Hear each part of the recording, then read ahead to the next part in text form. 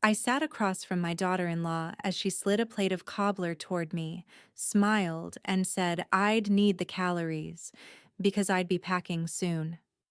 My son said nothing, just kept eating, like watching his mother be dismissed from her own home was a side dish to dessert. 31 years I spent building that house, raising him, loving them both. Now I was no longer his mother, just the woman in the extra room.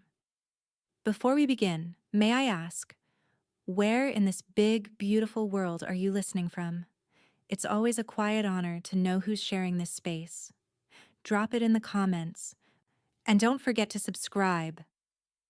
The scent of warm peach cobbler drifted through the kitchen like a memory Doris hadn't asked to relive. She'd made it for decades. Birthdays, anniversaries, nights when the world outside felt too sharp. Tonight, Chloe had made it. That alone made Doris pause at the threshold of the dining room. Homemade, Chloe chirped as she set the casserole dish down like it was a centerpiece. Thought you'd appreciate the extra calories. You'll need the energy. Her smile was wide and empty. You'll be packing soon. The words dropped like silverware hitting a tiled floor. Zach chuckled weakly from the head of the table. Chloe, he muttered, eyes flicking toward his mother, then straight back down to his plate. Doris's hand froze halfway to her water glass. The room dimmed around her as her heartbeat clicked in her ears. She had lived in this house since Zach was 11. She had planted the rose bushes that bloomed every May. She knew every creaky floorboard, every quirk in the HVAC system, every leak her husband had once fixed with spit and tape and a good swear. Chloe passed her a plate, layered with cobbler, golden and steaming. Extra whipped cream, she said sweetly, setting it in front of Doris like a loaded weapon. Doris studied the dessert in silence. Her fingers gripped the fork, but she didn't lift it. Instead, she raised her eyes. We've been thinking, Chloe went on, her voice lilting with the smug self-assurance of someone who believed themselves untouchable. That back wing? It'd be perfect for a studio. Yoga, painting, maybe a reading nook. Very Pinterest. Zach cleared his throat, avoiding both women's eyes. It's just an idea. Doris gave a small nod. Not the kind that agreed. More the kind that said, noted, filed, cataloged. The cobbler was warm, too sweet, overdone. She chewed slowly, her smile brittle, the corners of her mouth trembling like something stitched on too tight. I see, she said finally, her voice smooth and low. Chloe laughed. Don't take it personally. I mean, you've been so amazing since Harold passed. But it's been 2 years now, and we just think it's time for the house to evolve. Zach reached for the salt he didn't need. Mom, it's just Chloe's trying to create her own space. You understand, right? Doris's fork clinked gently against her plate as she set it down. She folded her napkin with the same care she used to shelve first editions back at the library, precise, quiet, final. I always believed a home was meant to hold people, she said, looking directly at Chloe. Not squeeze them out. A beat of silence. Even the air felt stiff now. Oh, come on, Chloe said lightly, trying to wave it away. Don't be dramatic. We're all adults here. Some of us, yes, Doris said. Zach glanced between them, visibly sweating now. Can we just enjoy dessert? Doris stood. Thank you for dinner. You're not staying for coffee? Chloe's voice faltered for the first time. I think I'll make my own. She walked down the hall toward her room, the carpet muffling her steps. At the doorway, she paused. Her bookshelf had been moved, a mirror repositioned. One of her boxes, labeled Harold's Things, was now tucked behind a stack of Chloe's design magazines. That was fast, she thought. She shut the door with care, locked it. Then she sat on the edge of her bed staring at the photo of her and Harold on their first day in the house, 31 years ago. He'd worn that awful corduroy blazer. She'd had bangs. They'd both been laughing. She pulled open the bottom drawer of her dresser and retrieved the accordion file folder she hadn't touched in months. Inside, the deed to the house, the original mortgage paperwork, the addendum Harold had filed when he retired. Doris's fingers trembled, but not from age. The knock came 3 minutes later. "Mom?" Zach's voice, low. "You okay?" She didn't answer. She simply flipped to the tab labeled Joint Ownership and pulled out the papers that proved something she'd only recently remembered. She owned half the house. And Chloe didn't know. The next morning, the house was quiet, but not peaceful. It was the kind of silence that clung too long, like a guest overstaying its welcome. Doris sat at her desk, the accordion folder spread open before her like a battlefield map. Legal-sized pages, yellowing at the edges, lined up in columns, purchase agreements, notarized signatures, amended filings. Her fingers moved slowly, reverently, tracing Harold's tight, slanted handwriting where he'd filled in dates and initials. He had protected her more thoroughly than she'd ever realized. The original deed was crisp, stored in its own sleeve. His name, her name, no mention of Zach, certainly no mention of Chloe. And just below it, stapled with deliberate care, a transfer of survivorship clause signed when Harold got his diagnosis, leaving his half to Doris, in full and irrevocable possession. She leaned back in her chair, heart drumming not with anxiety, but clarity. He knew this might happen. That they'd try something, that someone might. Doris reached for her phone and tapped her favorite contact. Marcia answered after 2 rings. "Tell me you didn't eat that cobbler." "I did," Doris said. "Barely. Too sweet." Not sweet enough to distract from that smug little smile she wore. There was a rustle of papers on Marcia's end. Doris pictured her friend in the back office of her moving company, surrounded by coffee cups and client contracts. "I found the deed," Doris said. "My name's still on it. Harold made sure." Marcia let out a bark of laughter. "She's going to choke on that cobbler when she finds out." "She will," Doris said quietly. "But not yet." Doris hung up and took a long breath before dialing again. This time the number printed on a postcard-sized business card tucked deep in the folder. Benjamin Creighton, property law, housing rights, estate conflict, co-ownership mediation. The voice that answered was crisp and measured. "Creighton Legal Group. How can I help?" Doris explained her situation with a librarian's precision. Concise, factual, calm. She left out the cobbler, but included the important parts: Harold's filings, Chloe's remarks, and her growing concern over what might be happening behind her back. "Do you have a few moments now?" the receptionist asked. "Mr. Creighton's next appointment is running late." "I do." She was transferred within seconds. "Mrs. Hadley?" The man's voice was confident, deliberate. "You said your name's still on the deed?" "It is. Sole surviving co-owner. My husband filed it after his diagnosis." "And the other residents?" "My son and his wife. Only one of them is trying to claim the house." "Understood." Creighton's tone didn't change, but Doris caught the click of a pen. "Do you have access to a scanner?"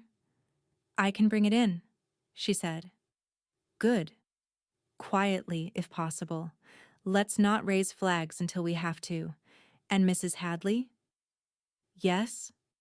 "You're not alone in this. And it sounds like you're legally very well positioned." After she hung up, Doris took the documents to her bedroom closet and slid them into a nondescript manila envelope.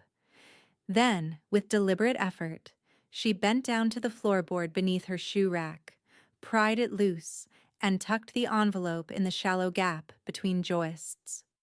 A second copy went into the hollow of an old dictionary she hadn't touched in years. At noon, Chloe knocked on her door without waiting for an answer. "Hey, Zach and I are going to look at studio lighting options this afternoon. Can you keep an eye on the dogs?" Doris turned. "Of course." "Great. You're a lifesaver." Doris watched her walk away. Leggings too tight, voice too sweet. A wolf in athleisure. That evening, when the house had settled and Chloe had disappeared into her so-called Pinterest board dreams, Doris opened the Notes app on her phone. Date: August 27th. Time: 3:44 p.m. Incident: Chloe stated intent to convert Doris's bedroom into a studio. Repeated phrasing about packing soon. Tone condescending. No discussion or consent. Zach present, did not object.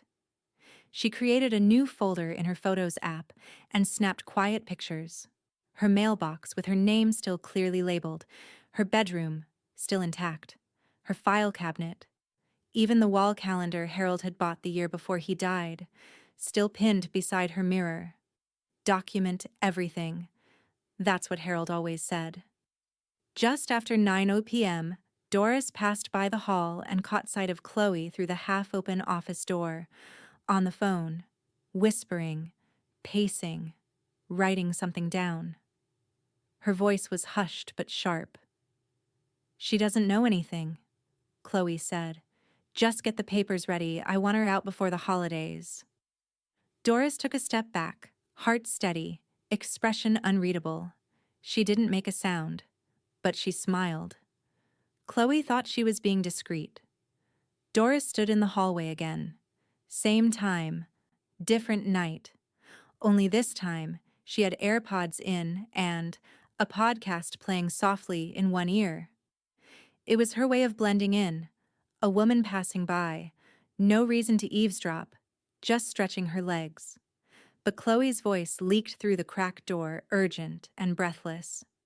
"Yes, just listed as occupied for now. But it's a soft handoff. We'll have one occupant handled before close." Doris didn't flinch. She just took note of the timestamp and moved along, like she hadn't just heard herself reduced to a real estate inconvenience. The next morning, Chloe hummed as she swiped through Pinterest boards over her second almond latte. Zach sat nearby, scrolling aimlessly through ESPN highlights. Neither looked up when Doris entered the kitchen. "Morning," she said, as neutral as cream. Chloe smiled brightly, too brightly. "Sleep okay?" "Like a rock," Doris said. "You?" "Didn't even move," Chloe replied. "Out cold." Liar, Doris thought, but didn't say. She'd heard the drawer open last night, the whispered call at 11:37 p.m., the tap-tap-tap of Chloe texting after. Instead, Doris dropped 2 slices of sourdough into the toaster and turned to her son. "Zach, how long have we been getting mail marked current resident?" He blinked. I don't know. A few weeks?"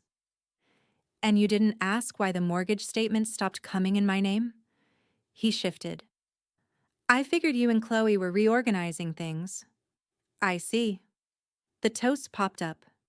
Doris buttered both slices slowly, methodically. Zach stood and grabbed his travel mug. "I gotta get to the shop. We can talk later." "No rush," Doris said, not looking at him. Once the front door closed behind him, Doris returned to her bedroom, pulled out her phone, and made a single call. Marcia answered instantly. "Morning, Dee." "She's contacted a realtor." "Well, hell." Marcia rustled something in the background. A box, maybe. "You want me to run a name check? See who she's using?" "Please. Also, any chance one of your crews could drive by?" "No uniforms?" Marcia snorted. "I'll have Johnny swing past in the Jeep. That girl's got the subtlety of a hornet in a mailbox." Doris allowed herself the smallest smile. I'd like to know how soon she thinks I'll be gone. Oh, I'll find out, Marcia promised. You want me to keep things quiet? Not yet. Let's let her dig. After hanging up, Doris grabbed her phone again and opened her secure folder. She began snapping photos, the antique jewelry chest Harold had bought her on their 20th anniversary, the vintage dishes from his mother, the signed first edition copy of To Kill a Mockingbird that once sat in the school library until she rescued it. Each item had value: sentimental, legal, leverage. She made a list in a yellow legal pad, hand-printed in her neatest librarian script. Items vulnerable to disappearance. Items Chloe might try to repurpose. Items Zach wouldn't notice were gone. By noon, she had filled 3 pages. That afternoon, Chloe floated through the house like a debutante on opening night. She lit candles in the living room, rearranged throw pillows, and casually dropped into conversation. I think we need a brighter color palette in here. Something more open. Doris nodded from the recliner. Open's good. Chloe smiled like she'd won a round. Later, Doris caught a flash of movement through the front window. A woman stepping out of a Range Rover, binder in hand. Well-dressed, sharp hair, fast walk. Chloe met her at the door. Doris watched from the hallway as the 2 women stood in the entryway, whispering. Chloe waved her hand dramatically toward the back of the house, then gave the woman a thin-lipped smile. Doris tilted her head and stepped backward, out of sight. She opened her phone again. Notes app. Date: August 29th. Time: 2:04 p.m. Incident: realtor visit. Chloe described property as having 1 temporary occupant, implied removal with an escrow window, realtor visibly uneasy, Zach not present, no consent discussed with co-owner. She hit save.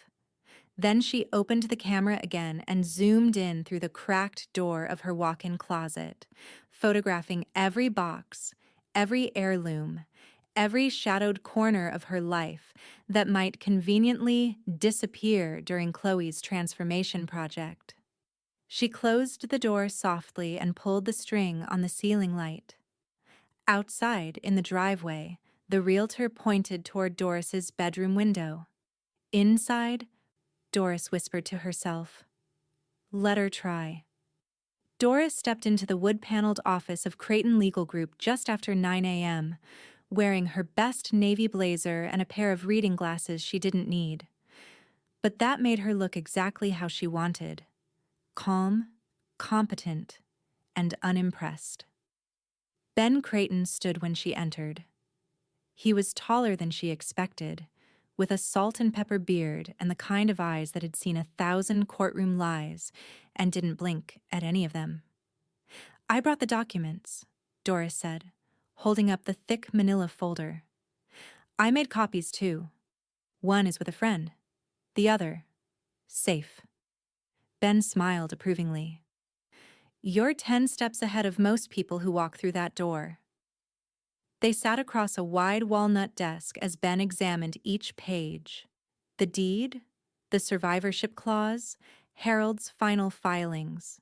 He barely spoke, only nodding and highlighting sections for his assistant to later scan. "You're protected," he said finally. "This deed gives you full co-ownership. Legally, they can't evict you. Chloe's name is nowhere. Even if they list the property, no sale can close without your signature." Doris exhaled, slowly, deliberately. Not relief, just confirmation. Ben leaned forward. "Let her make the first move. We'll document every misstep, every manipulation. But you stay steady. You keep records, photos, timestamps, notes, everything." She tapped the corner of her phone. "Already started. Good. You're going to win this, Mrs. Hadley. But winning means not letting her know she's already lost." Back at home, Doris pulled the floorboard loose again and rechecked the hiding spot. Still intact. She added 2 more backup copies to different locations. One tucked inside an old winter coat in the hall closet, another folded and sealed inside a cereal box at the back of the pantry. Harold would have called it overkill. She called it insurance. By midweek, Chloe's mask had begun to slip. Doris found her mail, 2 retirement account statements and a postcard from her high school alumni board, stuffed in the recycling bin beneath a stack of Pottery Barn catalogs. She didn't say anything, just retrieved them, photographed the timestamps, and noted the smell of bleach on one envelope. Intentional, clumsy. On Thursday, she entered the kitchen to find Chloe on the phone again, voice low but sharper this time, pacing with a hand pressed to her temple. "No, I need her out before closing," Chloe hissed. "The listing stalled and—" "No, she's not cooperating. She's just there, like a statue. I swear she listens through walls." Doris opened the fridge, poured a glass of cranberry juice, and left without a word. That night, Zach knocked gently on her bedroom door. "Mom? Got a sec?" She didn't look up from her book. "Come in." He stood awkwardly in the doorway, hands shoved in his hoodie pockets. "Chloe's. Just under a lot of pressure. Work's been chaos. The listing stuff is stressing her out." Doris turned a page. "I know things have been tense," he continued, "but if you could just be a little more understanding of what she's trying to do here, it'd help." She closed the book. "What exactly is she trying to do, Zach?" He blinked. Like it hadn't occurred to him she might ask. "She's just trying to improve things. Make the house more functional." "For whom?" He scratched the back of his neck. "For all of us?" Doris stood. "Then tell her to stop throwing away my mail." Zach looked genuinely surprised. "She wouldn't—" "She did. Twice." He opened his mouth to speak, then closed it. "I'll talk to her." "I'm sure you will," Doris said, brushing past him into the hallway. That night, when the house went quiet, Doris logged into her credit union account and began moving money, slowly, quietly. From the shared household expenses account to one she'd just reopened in her name only, an old branch downtown, the kind Chloe wouldn't think to check. Just before midnight, she opened the security camera app Marcia had helped her install. A small camera now watched over her closet, another over the mailbox. The next morning, Doris opened the fridge and found her prescription bag half submerged in a pitcher of water. Pills soaked. Labels peeling. Zach was gone. Chloe stood at the kitchen counter holding a glass of orange juice, barefoot and humming. "Morning," she chirped like nothing had happened. Doris looked down at the ruined bottle, then back up. She didn't speak. She didn't move. She just stared and smiled. Laughter floated down the hallway like perfume, expensive, sour, and unwelcome. Doris paused outside the den, her mug of chamomile cooling in her hands. Inside, Chloe sat with 3 friends from her yoga class, legs tucked beneath her like a college sophomore at a sorority retreat. The wine flowed freely, and so did the gossip. "She'll be gone by next month," Chloe said with a triumphant little smirk, swirling her glass. "We're just waiting on one more signature and then boom, new studio, new start." One of the women gasped. "Wait, your mother-in-law's still living there?" Chloe chuckled. "Temporarily. It's all being handled. Trust me." Doris backed away silently, the words soaking into her bones like rain through an old roof. The same kind of roof she'd spent years helping Harold patch with elbow grease and spare shingles. She walked out to the back porch and called Marcia. "She's telling people I'll be out in a month," Doris said, voice cool. Marcia didn't miss a beat. Bet she doesn't know who I am. Doris smiled faintly. She's throwing a wine night in my future studio right now. I'll stop by the courthouse in the morning, see if anything's been filed. People that smug always leave a trail. By 10 a.m. the next day, Marcia had already texted a photo, a fake eviction notice, no legal stamp, no attorney signature, backdated, sloppy. Amateurs, she'd typed under the image. Doris forwarded the photo to Ben. His response came within minutes. We file today. No contact order. Cease and desist. Civil Code 441.4. This is textbook intimidation. Let's shut this down. By noon, paperwork had been submitted to the circuit court. Ben handled everything with crisp efficiency and emailed Doris a scanned copy of the complaint. Fraudulent eviction attempt, coercive behavior toward a legal co-owner, misuse of property assets pending investigation. Attached was the official assignment, Judge Evelyn Mercer. Doris blinked at the name. She remembered Mercer from an article in the Post-Dispatch, a former housing rights attorney who'd once ruled against a wealthy developer for trying to displace a war widow. Poetic, Doris thought. That night, Doris stayed in her room while Chloe hosted yet another vision board wine night with her girlfriends.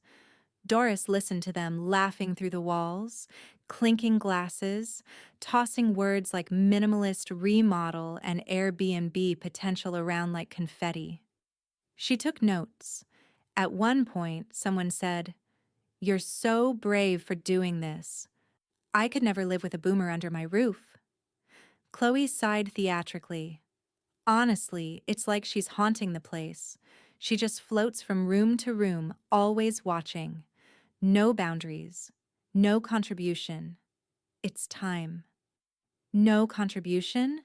Doris thought, staring at her framed tax returns from the last 15 years. She'd paid into every remodel before Chloe had even married Zach. Her retirement had helped float them during Zach's layoffs. She'd made every Thanksgiving dinner since 2004. And now she was a ghost? Let them toast. She stood and moved quietly into the closet. She pulled out a slim black folder from beneath her winter boots, the cease and desist, stamped and signed. She held it in her hands like a slow-burning fuse. In the kitchen the next morning, Doris was stirring cream into her coffee when Chloe walked in, still wearing silk pajamas and carrying a half-full wineglass. "Oh," Chloe said, blinking as if startled to find Doris still existing. "Didn't expect you to be up."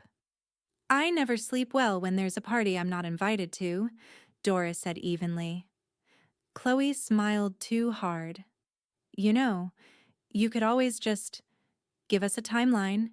It'd make everything easier." "For whom?" Doris asked, echoing Zach's own stammered logic. Chloe didn't answer, just lifted her wineglass in a mock toast. "To new beginnings." Doris raised her mug in return. Indeed.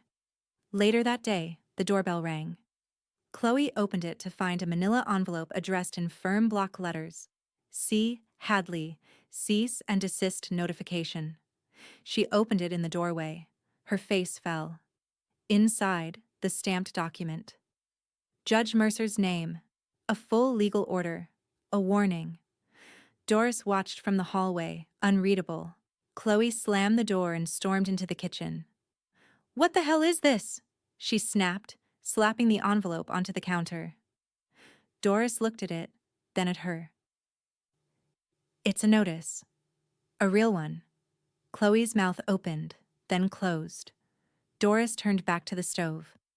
That night, as Chloe retreated to her room, phone pressed to her ear, whispering again, this time with panic in her voice. Doris walked to the back porch, opened her camera app, and filmed the sunset bleeding gold over her backyard roses. She uploaded the footage to her secured drive. Captioned it, September 1st. The day the balance shifted. The listing vanished just after sunrise. Doris sat on the front porch swing, a blanket over her knees and a coffee mug in her hand, as Chloe came barreling out the front door in nothing but joggers and a half-zipped hoodie. Her phone was pressed to her ear, her mouth already moving before she cleared the porch steps. "What do you mean it's gone?" she hissed. "I just saw it last night. No, I don't care who flagged it. Get it back now." She paced the sidewalk barefoot, the panic rising like steam off the morning pavement. Inside, Doris calmly refreshed her browser. The MLS listing, high-res photos, copy full of euphemisms like multi-generational potential and transition-ready spaces, had disappeared overnight. Scrubbed clean. She smiled. By noon, Ben had already called. "She used your name without consent on 3 different forms," he said, his tone edged with steel. "The realtor says she was told you'd signed power of attorney." "I checked. You didn't." "No," Doris replied. "I most certainly did not." "I'll be filing a formal fraud complaint today. It won't undo everything, but it builds the case, and it'll rattle her. Hard." Doris stood at the kitchen window, watching Chloe pace the backyard now, gesturing wildly with her phone. "I think she's already cracked," she said. Ben didn't disagree. By late afternoon, Zach came home early. He walked straight into the living room, where Doris sat doing a crossword in ink. "Mom," he started, rubbing the back of his neck. "Can we talk?" She didn't look up. "Of course." He sat across from her, elbows on knees.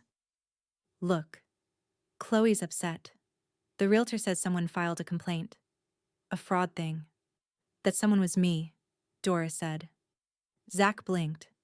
"You?" "She listed the property using my name without my consent. That's illegal, Zach. She committed fraud." "She didn't mean—" he started, then stopped himself. "She was just trying to sell the house out from under me. She thought, we thought you'd be willing to move. Maybe to a—" "I'm not leaving," Doris said calmly. "And certainly not in the middle of a con job." Zach leaned forward, desperate now. "Mom, please, don't blow this up. I'm asking you." Doris folded the paper and set it aside. "You didn't stop her. I will." He sat back, jaw working, eyes searching her face like he could still find the woman who used to make him pancakes shaped like dinosaurs. But Doris was no longer that woman. She hadn't been for weeks. After he left the room, she opened her phone and called Marcia. "Time to prep Plan B," Doris said. "Got it," Marcia replied. "You ready?" "Almost. Just make sure it's still listed under the LLC." "Hasn't touched it since we set it up last fall," Marcia said. "No one knows it's yours. Title's clean. Taxes paid." Doris exhaled deeply. A year ago, before Harold's symptoms worsened, they'd purchased a tiny bungalow across town through a shell company Marcia helped her set up. Just in case. Harold hadn't liked it, said it felt paranoid, but he'd agreed. Now it was her emergency exit and her insurance policy. Later that night, as the house quieted, Doris opened her encrypted drive and reviewed the file. Hadley Lane Holdings, LLC, the deed to the bungalow. A folder labeled Interior, Move-In Ready, a digital lockbox code. She smiled just a little, then clicked print. She placed the documents in a fresh manila envelope, marked only with the initials MB, and slid it into her knitting basket beside the fireplace. Across the house, she could hear Chloe arguing again, her voice sharp, shrill, desperate. "Pull it off the market? That makes me look guilty." Then quieter. "No, she's bluffing. She doesn't have the nerve. She's 71, for God's sake." Doris rocked gently in her chair and picked up her knitting. Half a scarf, soft navy yarn, meant for no one in particular. Outside, the night pressed in against the windows, heavy and silent. Inside, Chloe was unraveling. And Doris? She was just getting started. The night before court, Chloe sobbed loud enough for the neighbors to hear. Doris sat on the edge of her bed, listening through the vent as Chloe pleaded with Zach in hiccuping gasps. "You have to fix this. I can't go to court. I didn't mean to do anything wrong. She's turning this into some kind of attack." Zach's voice was quiet, tired. "You forged her name, Chloe. It was just a form. It was for us. You said you'd handle her." Doris turned off her lamp. She'd already set her outfit aside, pressed navy slacks, a pale blouse, low heels, quiet dignity, nothing flashy, just solid, unshakable presence. At 8:45 a.m., the courtroom buzzed with whispers and polished shoes. A bailiff stood by the doors, arms crossed, checking phones and glances. The smell of dust and lemon cleaner hung in the air, sharp under the fluorescent lights. Doris sat beside Ben at the petitioner's table, hands folded neatly in her lap. Her breathing was steady. Chloe sat across from them, blotchy-faced, jaw set too tight, makeup layered on like armor. Zach sat beside her, fingers locked, his knee bouncing beneath the table. When the clerk called the case number, a hush fell. "All rise. Court is now in session. Honorable Judge Evelyn Mercer presiding."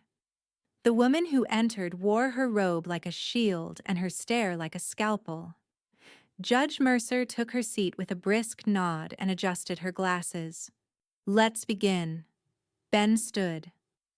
"Your Honor, we're here to address a fraudulent attempt to list and sell a property without the consent of its co-owner, Doris Hadley. The documents submitted to the listing agent included forged signatures and false declarations of ownership. We're also presenting evidence of a pattern of coercive behavior and harassment against Mrs. Hadley, a senior citizen and legal resident of the property." Chloe let out a tiny scoff. Judge Mercer didn't even glance at her. "Ms. Hadley, please present your materials." Doris stood, walked to the center like she'd rehearsed it in a library aisle. "I've organized the documents by date and relevance," she said. "Deed, tax history, co-ownership clause, cease and desist, photos of altered mail, forged listing drafts, audio clips of relevant conversations, and 3 notarized affidavits. 2 from neighbors, 1 from my financial advisor." She laid the folder on the table in front of the judge and returned to her seat. Judge Mercer flipped through the papers with surgical calm. "Ms. Hadley," she said, without looking up, "did you at any point sign power of attorney over to your son or daughter-in-law?" "No, ma'am." "Did you authorize them to list the property?" "No." Mercer turned her gaze to Chloe. "Mrs. Hadley?" Chloe blinked fast. "It was all a misunderstanding. I didn't think it would go this far." Ben stood. "Your Honor, that misunderstanding includes a forged signature on an MLS authorization form and a forged letter to the mortgage company. We've included the originals. Ink analysis shows 2 distinct hands, neither of them my client's." From the back row, Marcia leaned forward and muttered under her breath, just loud enough for the gallery to catch. "Misunderstanding doesn't come with forged ink." Chloe flushed deep red. Look, it wasn't meant to hurt anyone. I was just trying to remove a legal co-owner from the property without consent?" Judge Mercer asked, voice like a blade. "To reroute ownership to your name while misrepresenting your authority to real estate professionals and financial institutions." No, I didn't think. That part is obvious." Ben cleared his throat. "Your Honor, we're requesting a full investigation under Missouri's Elder Housing Protection Act. We believe this goes beyond miscommunication. It's targeted displacement of a vulnerable senior for financial gain." Chloe gasped. I'm not a criminal. Mercer's eyes were flat. You may not be. Yet. But you are sloppy. She closed the file. All parties are ordered to refrain from further real estate activity pending review. No removal, no listing, no transfer of funds. I'll issue a protective order, effective immediately. Chloe looked like she'd been slapped. Zach leaned forward. Your Honor, if I may. You may not. Mercer cut in. You're listed on no documents. You are a witness to this, not a party. The gavel fell once, crisp and final. Court adjourned. Outside, in the courthouse parking lot, Chloe finally cracked. I can't believe you did this to me, she snarled. Doris didn't blink. You did it to yourself? Chloe turned to Zach. Are you just going to stand there? But Zach was looking at the courthouse steps, anywhere but her. Marcia appeared beside Doris, sunglasses on, coffee in hand. Nice show, she said. Judge could have turned her to stone. She might still, Doris murmured, stepping into the sunlight. She opened her phone and typed a new note. September 6th. Public record. Everything has changed. 3 weeks later, they were back in court. Same judge, same room. But this time, the air felt heavier, like everyone inside could sense that something irreversible was about to happen. Chloe sat at the respondent's table in a stiff blazer, one size too small. Her roots were showing, the polish on her nails chipped. Her foot tapped under the table like a warning bell no one could silence. Zach sat beside her, eyes dull, mouth drawn tight. He hadn't shaved. Doris arrived with Marcia and Ben. She wore gray this time. Simple, crisp, dignified. No jewelry, no expression. When the clerk called the case, Chloe immediately leaned into her mic. Your Honor, if I may. Mercer's hand went up. You'll wait your turn. Ben stood. We've submitted additional documentation since our last appearance. Your Honor will find statements from the listing agent, the mortgage liaison, and 2 neighbors. All confirm Mrs. Hadley was misrepresented or excluded. Thank you, Mr. Creighton. Mercer flipped through a thick folder without haste. Pages turned like a metronome. Chloe's breath hitched with each one. Mrs. Hadley, Mercer said at last, would you like to speak? Doris shook her head. No, Your Honor, my documents speak for me. Mercer nodded, satisfied. Then she turned to Chloe. You may proceed, but be brief. Chloe stood too fast, bumping the table. She laughed, high and thin, and adjusted her sleeves like she could shake off the pressure. I really didn't realize what I was doing would be taken this way. I wasn't trying to defraud anyone. I was trying to create a peaceful space for my family. My husband's been under so much stress and... Mercer raised a brow. What does your husband's stress have to do with a forged listing agreement? Chloe's face paled. It wasn't forged. It wasn't meant to deceive. I thought we were aligned. Ben cleared his throat. Your Honor, may I read from the mortgage officer's affidavit? You may. He held the paper up. Quote, Miss N. Chloe Hadley told me directly that Doris Hadley was transferring ownership of the property to her and her husband by verbal agreement. She said she had power of attorney and presented a scanned form that has since been proven fraudulent. Mercer looked at Chloe. Is that true? Chloe's mouth opened, closed. I don't remember saying that. You signed the document in question. I thought I had her consent. Mercer set down her pen. You thought you had consent to forge her signature, submit falsified documents, misrepresent ownership status? Chloe's chin wobbled. I just wanted her to move out. She doesn't belong there anymore. It's not her house. Not really. Silence bloomed across the courtroom like a crack in glass. Judge Mercer leaned forward, elbows on the bench. Mrs. Hadley, you seem more interested in property than people. Chloe blinked. That's not. Mercer lifted a hand. Enough. She closed the file. This court finds that Chloe Hadley engaged in deceptive practices, misused legal documents, and attempted to coerce the removal of a lawful co-owner. She is hereby fined $2,500 and issued a formal warning.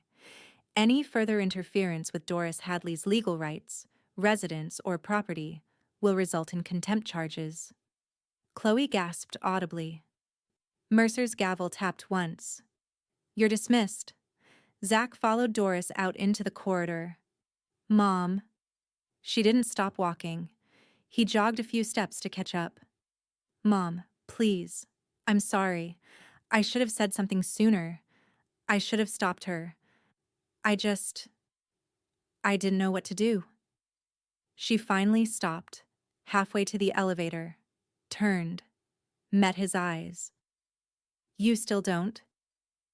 He opened his mouth to reply, but she stepped into the elevator and let the doors close between them. Downstairs, Marcia was waiting at the curb with a thermos of tea and a half smile. Well? She asked. Doris didn't answer. She just took the thermos, unscrewed the lid, and sipped slowly as if warming her hands on something that could finally be called justice. She glanced down at her phone. A silent text from Ben had just arrived. Next step, civil claim, ready when you are. She didn't reply, but she smiled. The first red flag came in a bank alert Doris almost ignored. Unusual activity detected. Wanila 297.89. Lux Concept Interiors, STL. She stared at the notification over her morning coffee. The shared household account was only meant to cover utilities and groceries. Nothing extravagant. Nothing custom-made. She clicked into the history. Over the past 2 weeks, high-end candles, a deposit at a designer tile showroom, a retainer payment for a private home transition consultant. Doris exhaled through her nose and scrolled further. Gaslighting, now funded by scented wax and imported marble. She picked up the phone and dialed Ben. She's spending from the shared account again, she said. You're still linked? He asked. She insisted on consolidating after Harold died. Made it sound like convenience. I agreed. Back then. Ben didn't lecture. He simply said, It's your name on the account. You can freeze it. Want me to walk you through the process? No, Doris said. I'll go in person. By noon, she was seated across from a young branch manager who recognized her immediately. I'm closing the joint household account, she said, and transferring all remaining funds into my private savings.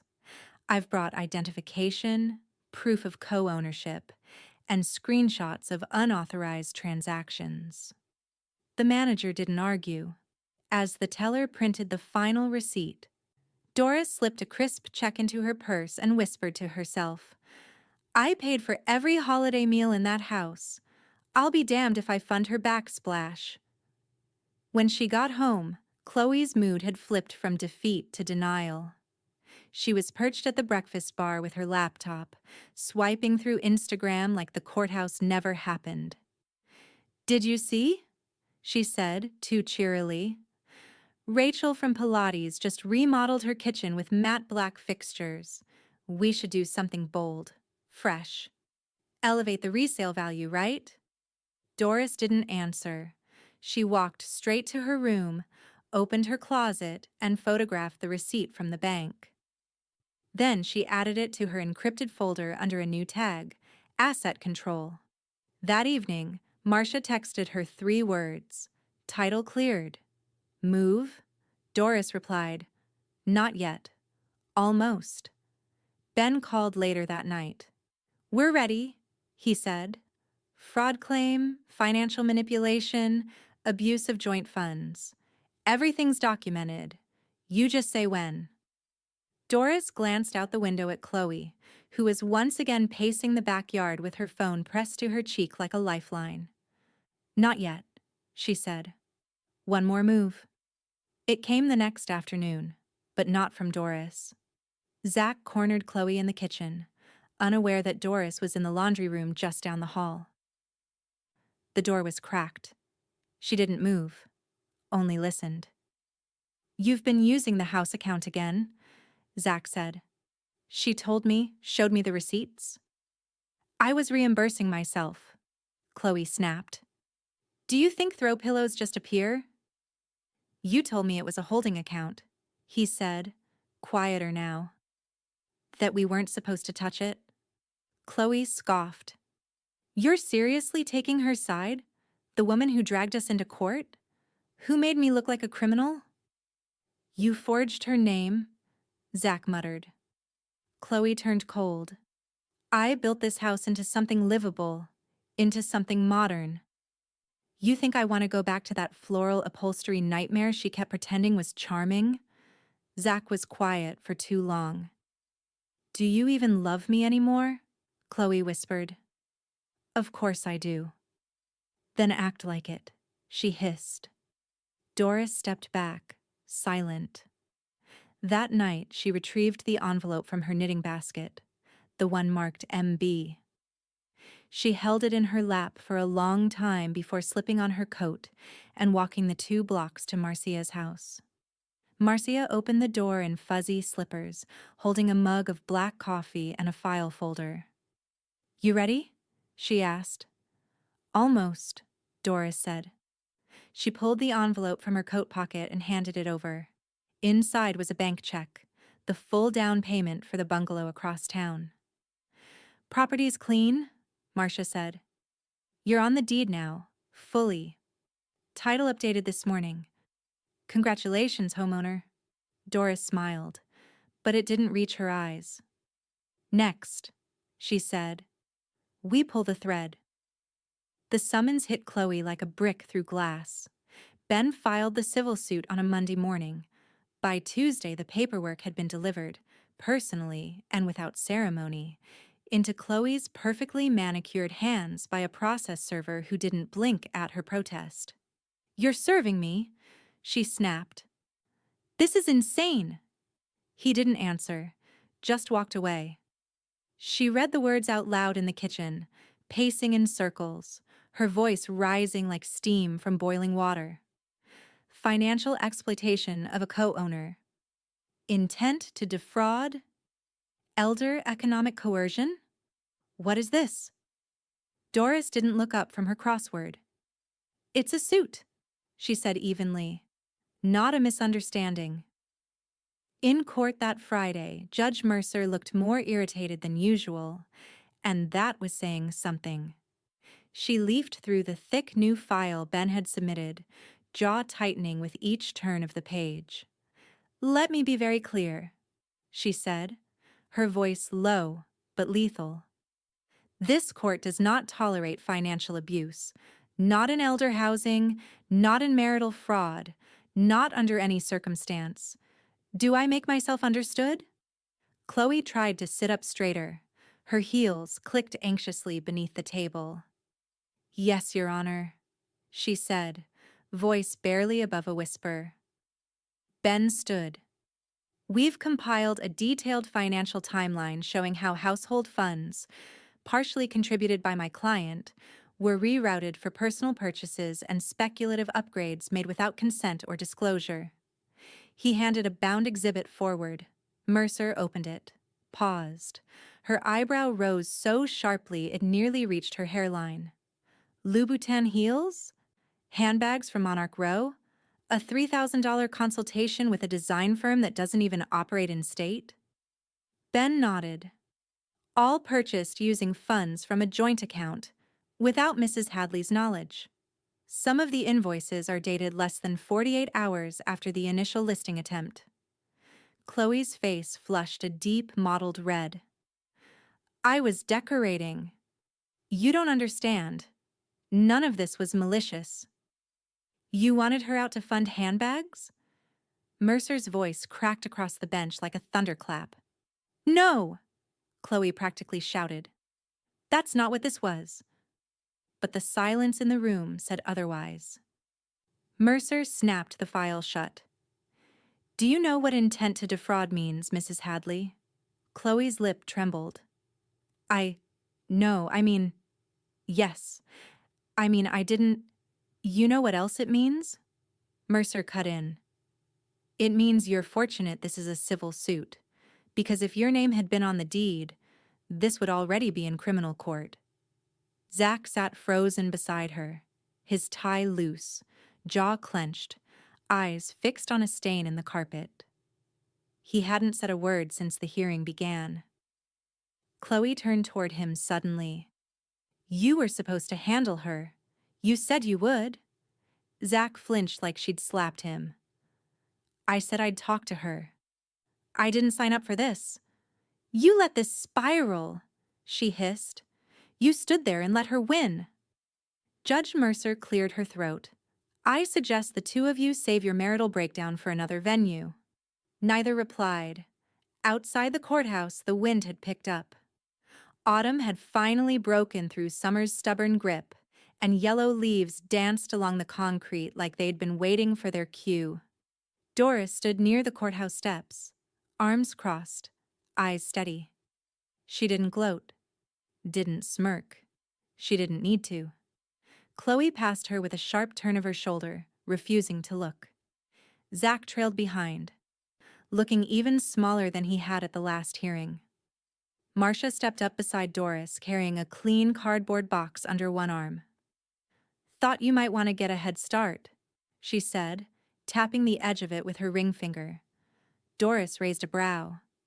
On what? Packing, Marcia replied with a knowing smile, but on your own terms this time. Doris took the box, ran her fingers along the smooth edge. For a moment, she didn't say anything. Then, it's time. The for sale sign went up just after sunrise. White post, bold serif lettering, the kind of clean design Chloe would have approved of. Once. Only this time, it wasn't her fantasy studio being sold out from under someone. It was her roof. Doris watched from the porch swing as the sign crew staked it into the manicured lawn she'd tended since 1992. Hydrangeas lined the edge, overgrown but still proud. Like her. Zach's car was already gone. He'd left early and hadn't said goodbye. Chloe emerged from the house mid-morning, coffee in hand, and nearly dropped the mug when she saw the sign. What is that? She demanded, storming toward the porch. Doris sipped her tea. It's a listing. You can't just... I can, Doris said. And I did. I own the house, remember? Chloe's face contorted. You're doing this to punish us. No, Doris said calmly. I'm doing this to reclaim my name. She stood, handed Chloe a crisp manila envelope, and walked inside. Inside the envelope, formal notification of the home sale, a 30-day relocation timeline, and an assurance that no one would be evicted. But no extensions would be granted. There was also a one-page outline of the trust being established with the proceeds. By that afternoon, Marcia's trucks were circling the block.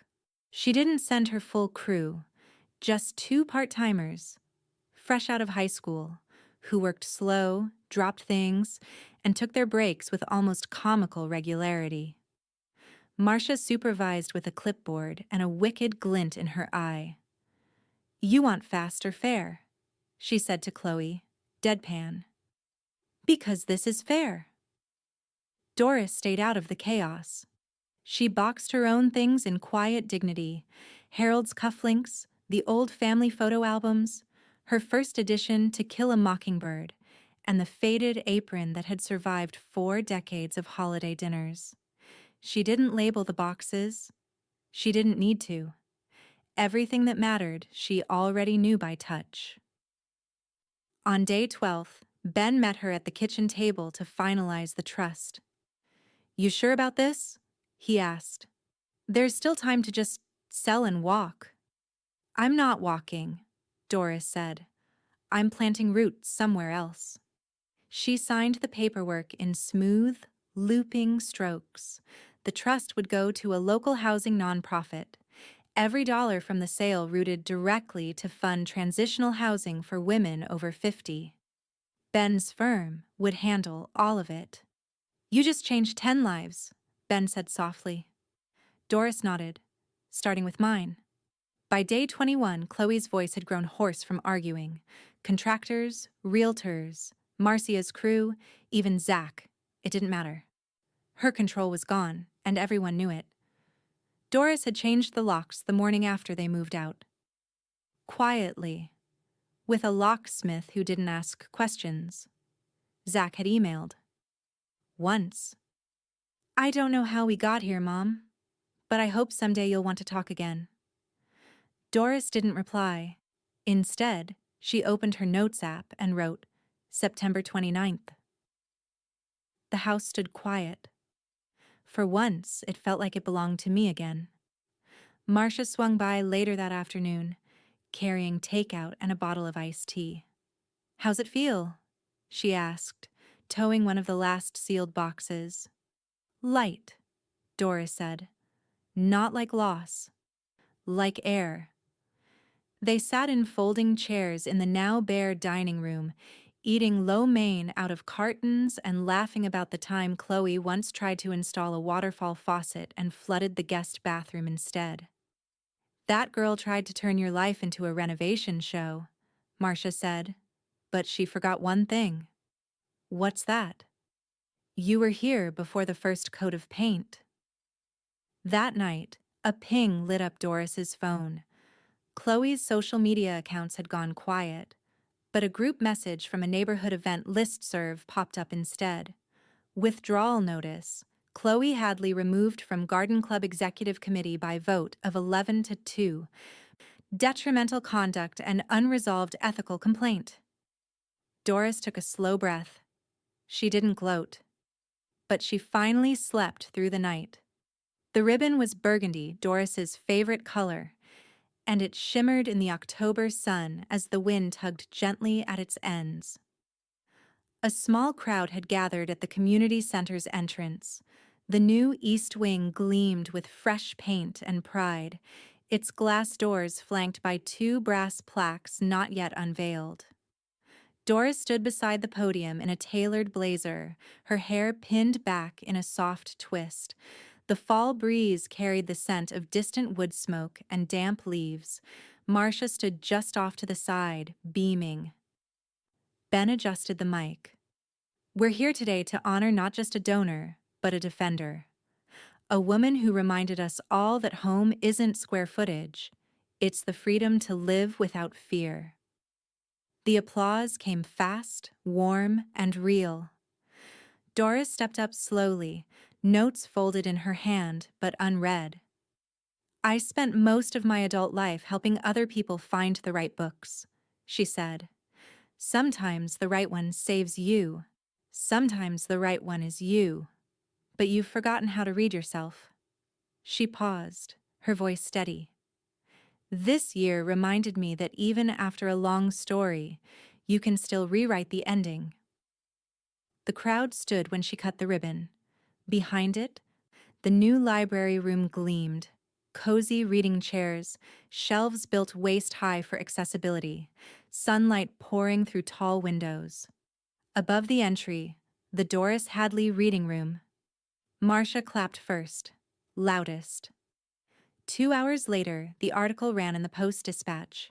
Page B2, Metro features. Retired librarian turns home sale into haven for women in transition. A photo showed Doris cutting the ribbon. Eyes soft, smile small but unmistakably earned. Chloe saw it over brunch. Someone at the next table left the paper open. Her mimosa sat untouched as her gaze locked onto the headline.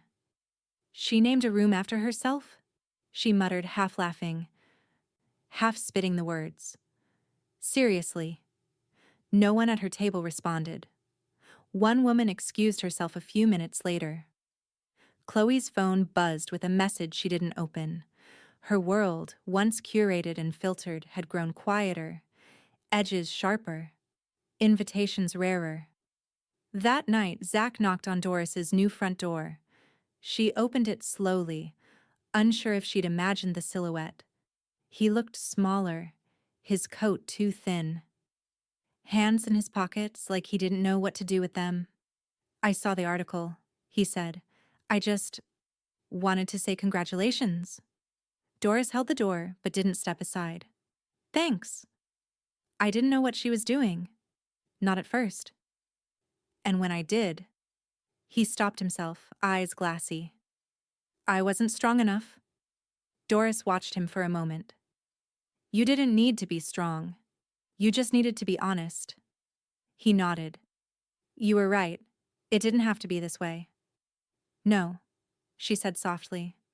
"It didn't." A pause. Then, "Do you want to come in?" He hesitated.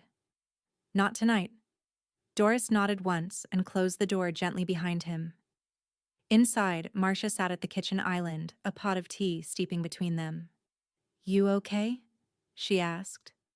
Doris didn't answer right away. She pulled out a newspaper clipping and laid it flat on the counter. The article, her photo, her name. "I thought I'd be angry longer," she said. "But it's strange. I feel clean." Marcia raised her glass. "To clean slates." They clinked mugs. Then Marcia leaned back and grinned. "You know what's funny?" "What?" "You didn't lose a house. You won your name back." Doris smiled. This one reached her eyes. But just as she exhaled, her phone buzzed. A private number. A voicemail came through before she could answer. She tapped to play it on speaker. Chloe's voice, low and bitter. "You might have won a building, Doris, but you lost everything else. And don't think I'm going quietly." Doris let the message play to the end, then deleted it. The lights were low and warm, casting a golden glow across the long tables that lined the community center's new event hall. Edison bulbs strung across the ceiling gave the space a gentle hum, like memory and hope hanging in the air together. At the head table, Doris stood in soft navy, her color, always, with a single orchid pinned to her shoulder. Behind her, a cloth banner read, "Farewell, not goodbye," celebrating Doris Hadley. Her former library colleague sat closest to her, Alma, who'd covered her desk during chemo. Greg, who still dog-eared pages even after years of scolding. Down the tables were neighbors, former students now grown with careers and kids of their own, and women from the housing nonprofit who called Doris Miss D, with the reverence reserved for someone who didn't just survive, but taught others how to. The aroma of roasted chicken, rosemary potatoes, and fresh bread filled the room. Laughter rolled like waves. A teenager from the youth program played quiet jazz on a keyboard in the corner. Marcia moved through the crowd like a cruise director, topping off wine glasses and flashing that sly grin at anyone who tried to help. "Sit, celebrate, she earned this," she kept saying. Outside, a black SUV idled at the curb. Inside, no one noticed. Yet. Chloe sat behind the wheel in a blazer that had once fit better, gripping the steering wheel hard enough to make her knuckles pale. Next to her, in the passenger seat, Zach stared down at his lap. "You're really not going to get out?" she asked, her voice tight. He shook his head slowly. "I wasn't invited." "You're her son," Chloe snapped. "This is just more of her passive-aggressive pageantry. She's trying to erase us." Zach didn't respond. He just stared ahead at the glowing windows and the silhouettes of people moving inside, smiling, clinking glasses, leaning into one another in the kind of intimacy that couldn't be faked. "I'm going in," Chloe said, reaching for the door handle. She stepped out and adjusted her jacket, smoothing her hair with the kind of crisp confidence she used to wield like a blade. She walked up the steps, heels tapping in sharp rhythm, and reached for the glass door. It didn't budge. A man in a black suit stepped into view behind it, headset tucked discreetly into his collar. He opened the door just enough. Name? Chloe Hadley. He checked the list on the clipboard without blinking. Not listed. I'm her daughter-in-law, she said, irritation rising. She knows I'm coming. No, ma'am, she doesn't. She'll want to see me. The man stepped aside, nodded to someone behind him. Marcia appeared in the doorway a moment later, one eyebrow already raised. You need help finding the car again? She asked coolly. You don't speak for her, Chloe hissed. No, Marcia said, but I'm the one who planned this. And we have zero interest in your kind of drama tonight. I deserve to be here. You deserved a lot of things, Marcia said. You gave them away. Chloe opened her mouth, but the security guard gently shut the door. Behind it, Doris lifted a glass. Her voice carried through the room like a soft bell. I didn't plan to speak tonight, she said. But standing here, seeing all of you, I'm reminded of something I forgot for too long. The room quieted. The clink of silverware stopped. I forgot that being kind doesn't mean being quiet. That peace isn't the same as permission. And that sometimes, the only way to keep a home safe is to know when to fight for your place in it. She raised her glass higher. To every person here who helped me remember who I was, who showed up when I thought I had nothing left. And to those who've ever been told to shrink themselves to fit someone else's comfort. She paused. Here's to knowing your worth and defending it. Applause rose like thunder. Outside, Chloe stood on the sidewalk, staring at her own reflection in the dark glass. It didn't look like power anymore. It looked like exclusion. She turned back toward the car. Zach didn't ask what happened. He already knew. The bungalow smelled like new paint and old hope. Sunlight streamed through the front windows in fat golden lines, casting long rectangles across the hardwood floor. Doris stood in the entryway with her coat folded over her arm and the keys still warm in her hand. The silence felt thick, not empty, like a room holding its breath, waiting for her to exhale. She did. Slowly, deliberately. She didn't unpack all at once. That wasn't the kind of life she was walking into anymore. She opened boxes one at a time, savoring their contents like old letters. Harold's cufflinks went into a velvet dish on the dresser. Her favorite coffee mug, green ceramic, chipped on the rim, took its place beside the French press on the counter. A faded quilt, hand-stitched in Missouri stars, was laid gently across the back of the living room chair. Each item found its place as if the house had always known she was coming. Outside, the little backyard garden lay dormant but waiting.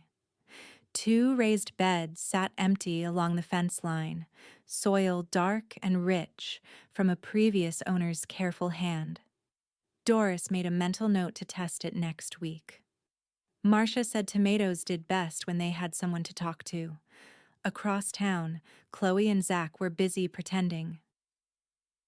Their new rental, a mid-century ranch with cracked tile and peeling trim, looked better in photos, the staged ones, the ones the landlord had printed out to hand over during the walkthrough. Now it smelled like fresh paint trying to mask old mildew and silence. Chloe spent her days on Facebook Marketplace, selling off decor she could no longer stomach or afford. Zach spent his on the couch, phone in hand, job listings unopened. They spoke in careful sentences now, watching their words the way drivers watch for potholes. Back at the bungalow, Doris stood on her small porch and waved as Marcia pulled up with a brown paper bag and her elbows already dusted with topsoil. 2 tomato starters and a basil plant, she announced. Figured I'd trade you for some of those lemon cookies you hoard.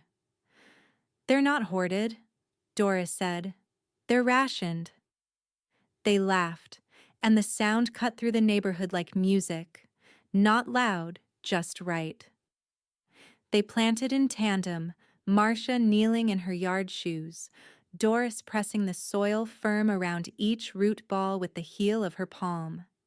The breeze carried the scent of tomato vines and promise. When they finished, Doris handed her a mason jar of iced tea and nodded toward the porch chairs. You ever think it'd end like this? Marcia asked. No, Doris said, but I stopped expecting the ending to ask for my opinion. They sat in quiet for a while. Just birds, just wind, just home. Inside, the old clock from the library chimed 4 p.m. I volunteer Thursdays now, Doris said, as if that explained everything. Of course you do, Marcia grinned. Shelving returns. Reading to second graders. Fixing the spine labels they're too busy to notice. You love it. I do. A pause. Feels strange, Doris added. Peaceful. Like I've been on mute for years and someone finally turned the sound back on. She looked out over the garden beds. The light was beginning to shift. Lower. Softer. Marcia reached out and squeezed her hand once. You're not on the defense anymore, she said. You're living. Doris nodded. She stood, walked to the front door, and turned the knob once. Slowly. Then shut it with a firm, satisfying click. She rested her hand against the wood. I'm finally home, she whispered. Inside, the house exhaled with her. And outside, just down the block, a silver sedan slowed at the curb, but didn't stop. From behind the wheel, Chloe stared through tinted glass at the porch where Doris now sat, laughing again. Then the sedan rolled forward, swallowed by the trees.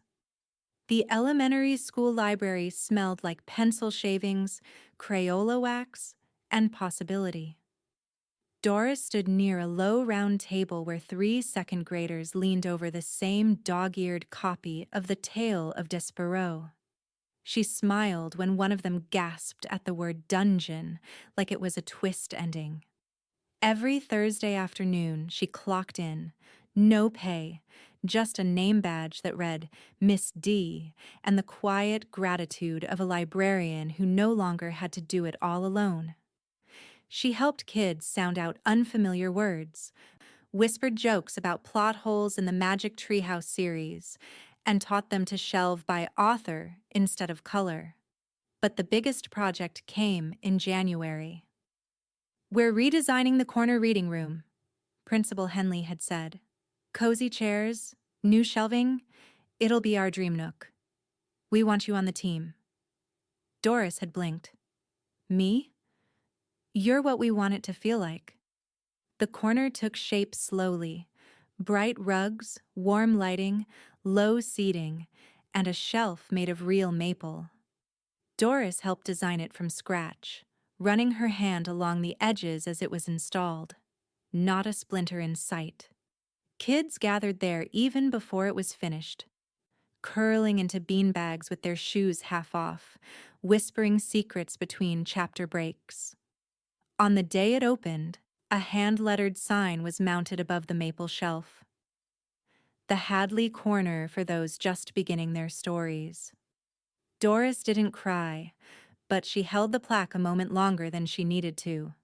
Later that spring, the board of directors at the women's housing nonprofit reached out.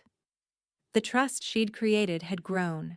Community donations matched every dollar from the house sale. They named the expansion grant after her. The Doris Hadley Second Start Fund. She made the back page of the paper again. Smaller font, less photo. She liked it better that way. Chloe didn't see the article. No one texted her about it. No one left a copy folded on a brunch table or tagged her on social media. Her world had narrowed. Just her. A rented kitchen with laminate countertops. And a marriage more silent than strained now. Zach came home later each day. always tired. They didn't talk about the house anymore, or the lawsuit, or what came before. They just lived in the echo of what they lost. At the bungalow, Marcia stopped by every weekend. She brought compost one Saturday, a stack of seed catalogs the next. "They're talking about building a second reading room," she said, flopping onto the porch chair with her thermos. "For older kids this time. They want your opinion on shelving height." "They just want free labor," Doris said, smirking. "Still, you're making a mark." Doris watered her tomato plants. They'd survived the frost better than expected. Marcia sipped her tea and tilted her head. "You know, Chloe's mistake wasn't the fraud, wasn't even the arrogance. No? She underestimated the quiet ones." Doris looked out across her lawn, where the basil had started to bolt. "She underestimated the long game," she said. They sat for a while, just watching the light shift on the porch. Then Doris turned, her eyes still soft but sharper now. The kind of gaze built by years of being overlooked. "She told me I'd be packing," she said, "right there in my own kitchen. She served me cobbler and smiled and said, 'You'll need the calories. You'll be packing soon.'" Marcia's brow lifted. "And?" Doris bent down, plucked a sprig of mint from the pot near her chair, and rolled it between her fingers. "So I did," she said quietly. "I packed my memories, my marriage, my peace." She stood, walked inside, and opened the linen closet where the guest quilts were now folded with lavender sachets. "And it was her future I boxed up,"